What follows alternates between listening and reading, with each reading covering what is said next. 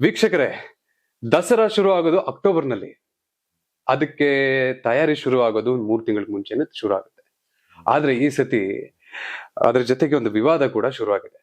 ಏನಪ್ಪ ವಿವಾದ ಅಂತಂದ್ರೆ ಕಂಬಳ. 400 ವರ್ಷಗಳ ಇತಿಹಾಸದಲ್ಲಿ ಇಷ್ಟು ವರ್ಷ ಕೂಡ ಆನೆಗಳು ದಸರಾಗೆ ರೆಡಿ ಆಗ್ತಿದ್ವು. ಆದ್ರೆ ಈ ಸತಿ ಕೋಣಗಳು ಕೂಡ ರೆಡಿ ಆಗ್ತಿದೆ. ಇದು ಸರ್ಕಾರದ ನಿರ್ಧಾರ. ಈ ವರ್ಷ ದಸರಾಕ್ಕೆ ಕಂಬಳ ಕೂಡ ಮಾಡಬೇಕು ಅನ್ನೋದು ಸರ್ಕಾರದ ಒಂದು ನಿರ್ಧಾರ. ಮೈಸೂರಿನ ದಸರಾ ಎಲ್ಲಿ, ಕರಾವಳಿಯ ಕಂಬಳ ಎಲ್ಲಿ, ಎಲ್ಲಿಂದ ಎಲ್ಲಿಗೆ ಸಂಬಂಧ ಅನ್ನೋ ಹಾಗೆ ಆಗಿದೆ ಪರಿಸ್ಥಿತಿ. ಸ್ನೇಹಿತರೆ, ಕೆಲವೊಂದಕ್ಕೆ ಸ್ಥಳ ಮಹಿಮೆ, ಕ್ಷೇತ್ರ ಮಹಿಮೆ ಅಂತ ಇರುತ್ತೆ. ಈಗ ಉದಾಹರಣೆಗೆ ತಿರುಪತಿ ಲಡ್ಡುನ ಯಾರೋ ಒಬ್ಬ ಹೋಟ್ಲವನು ಅಥವಾ ಇನ್ನೊಂದು ಯಾವ್ದೋ ದೇವಸ್ಥಾನದವರು ನಾವು ಅದೇ ತರ ಲಡ್ಡು ಮಾಡ್ತೀವಿ ಅಂತಂದ್ರೆ ಅದು ತಿರುಪತಿ ಲಡ್ಡು ಅಂತ ಅನ್ಸ್ಕೊಳುತ್ತಾ? ಇಲ್ಲ.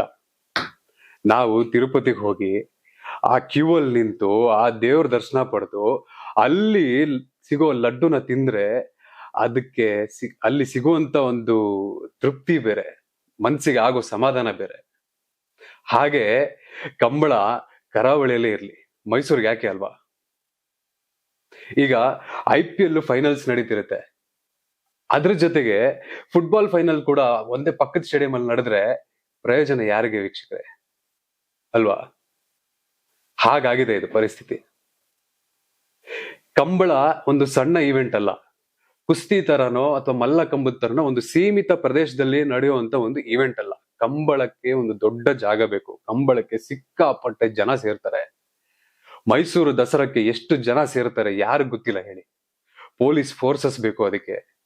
ಅದ್ರ ಜೊತೆಗೆ ಈ ಕಂಬಳನ ಒಂದು ಆಡ್ ಮಾಡ್ಬಿಟ್ರೆ ಪೊಲೀಸ್ ಫೋರ್ಸು ಜನನ ಕಂಟ್ರೋಲ್ ಮಾಡೋದು ಹೇಗೆ ಎಲ್ಲ ಸಿಕ್ಕಾಪಟ್ಟೆ ಪ್ರಾಬ್ಲಮ್ ಆಗುತ್ತೆ. ಮೊದ್ಲೇ ಟ್ರಾಫಿಕ್ ಆಗುತ್ತೆ. ದಸರಾ ಅಂತಂದ್ರೆ ಸಹಜವಾಗಿ ಟ್ರಾಫಿಕ್ ಆಗುತ್ತೆ. ಸೊ ದಸರಾಕ್ಕೆ ಕಂಬಳನ ಮಿಕ್ಸ್ ಮಾಡೋದು ಬೇಡ. ಹೌದಾ, ಬೇಕಾ ಕಂಬಳ ಬೇಕೇ ಬೇಕಾ ಮೈಸೂರಲ್ಲಿ ಅಂತಾದ್ರೆ ದಸರಾ ಮುಗಿಲಿ, ಈ ವರ್ಷ ಮುಗಿಲಿ, ಬೇಕಾದ್ರೆ ನೆಕ್ಸ್ಟ್ ವರ್ಷ, ಮುಂದಿನ ವರ್ಷ ಸಂಕ್ರಾಂತಿ ಆದ್ಮೇಲೆ. ಯಾಕಂದ್ರೆ ದಸರಾ ಅಂತ ಒಂದು ಶುರು ಆದ್ರೆ ಆ ದಸರಾದ್ದು ಪೀರಿಯಡ್ ಅದೊಂದು 2 ತಿಂಗಳು ಇರುತ್ತೆ. ಟೂರಿಸ್ಟ್ಸ್ ಬರ್ತಾರೆ, ಪ್ಯಾಲೇಸ್ ನೋಡ್ತಾರೆ, ಎಕ್ಸಿಬಿಷನ್ಸ್ ನಡೀತಿರುತ್ತೆ. ಸೊ ಈ ವರ್ಷ ಕಳಿಲಿ. ಇಫ್ ದಸರಾ ಬೇಕೇ ಬೇಕು ಅಂತ ಆದ್ರೆ ಮೈಸೂರಲ್ಲಿ, ಬೆಂಗಳೂರಲ್ಲಿ ಆದ ಹಾಗೆ ಮೈಸೂರಲ್ಲಿ ಒಂದು ಮಾಡ್ಲಿ ಬೇಕಾದ್ರೆ. ಆದ್ರೆ ಕಂಬಳ ಕರಾವಳಿಯಲ್ಲಿ ಇದ್ರೇನೆ ಒಳ್ಳೇದು. ಮೈಸೂರಿಗೆ ದಸರಕ್ಕೆ ಅದನ್ನ ವಿಲೀನ ಮಾಡೋದು ಬೇಡ. ವಿಶೇಷ ಏನಂದ್ರೆ ಬಿಜೆಪಿ ಅವರು ಕೂಡ ಇದಕ್ಕೆ ವಿರೋಧ ಮಾಡ್ತಿದ್ದಾರೆ. ವೆರಿ ಇಂಟ್ರೆಸ್ಟಿಂಗ್ ಪಾಯಿಂಟ್ ಇದು. ಇದ್ರ ಬಗ್ಗೆ ನಿಮ್ಗೆ ಏನ್ ಅನ್ಸುತ್ತೆ ಅದನ್ನ ಕಮೆಂಟ್ ಮಾಡಿ. ದಸರಾದಲ್ಲಿ ಕಂಬಳ ಬೇಕಾ ಬೇಡವಾ ಮೈಸೂರಿಗೆ ಅಂತ. ಇದೇ ತರ ಹೆಚ್ಚಿನ ಮಾಹಿತಿಯ ವಿಡಿಯೋಗಳೊಂದಿಗೆ ಮತ್ತೆ ಬರ್ತಾ ಇರ್ತೀನಿ. ಚಾನೆಲ್ನ ಸಬ್ಸ್ಕ್ರೈಬ್ ಮಾಡಿ. ಧನ್ಯವಾದಗಳು.